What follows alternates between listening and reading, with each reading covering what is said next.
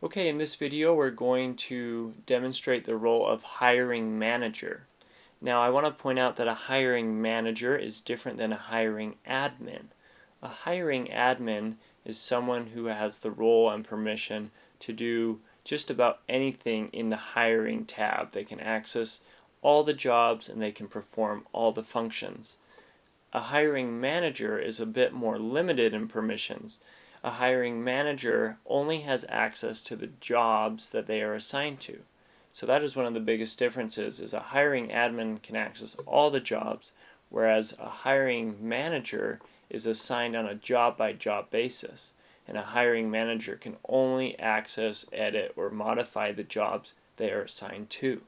So in this example, I want to point out that I am logged in as Sebastian Brown, and Sebastian Brown has been made a hiring manager of this customer success manager position.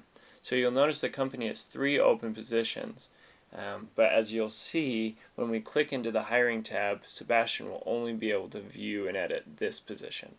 So Sebastian has been given access to the hiring tab based on the fact that he is a hiring manager.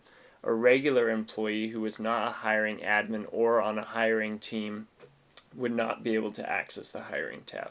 So a hiring manager can access and click into the hiring tab, and there they'll see the job that they're assigned to. So I can see this customer success manager position. Notice that there aren't any other options on this page. There's no option to add a new job posting. There's no option to, for example, edit the custom careers page. They can just access the jobs they're assigned to. So if I click into that, I can see, okay, here are all the candidates, and I can do just about everything within a candidate. So a hiring manager can, comment on a candidate. A hiring manager can add a star rating. A hiring manager can edit candidate information. A hiring manager can add documents. So if the candidate uploaded the wrong resume, they could add an additional document. A hiring manager can add tags to a candidate.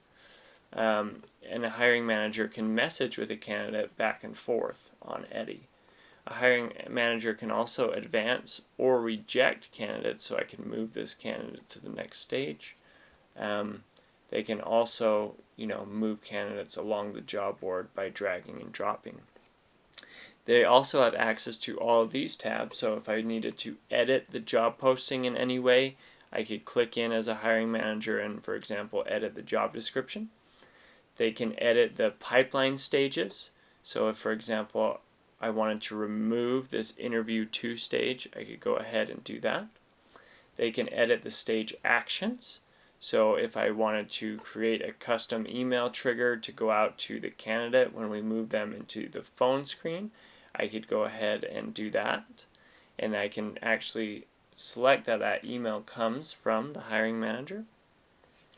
I can add or modify interview questions in the interview guide. And I also have access to the whole hiring team, so I can see that I am the hiring manager. And actually, if you click into this little icon, you can see all the permissions for the hiring manager for that specific job.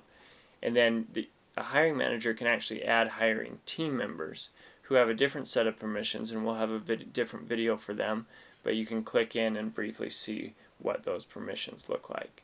And if I wanted to add another team member, I could simply select from a list and do it there.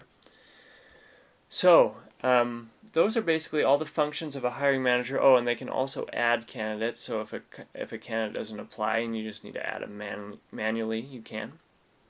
But basically, they have full permissions within a job and can do everything possible for the candidates or the job, for the jobs they're assigned to. They just cannot access other jobs for which they don't have permission.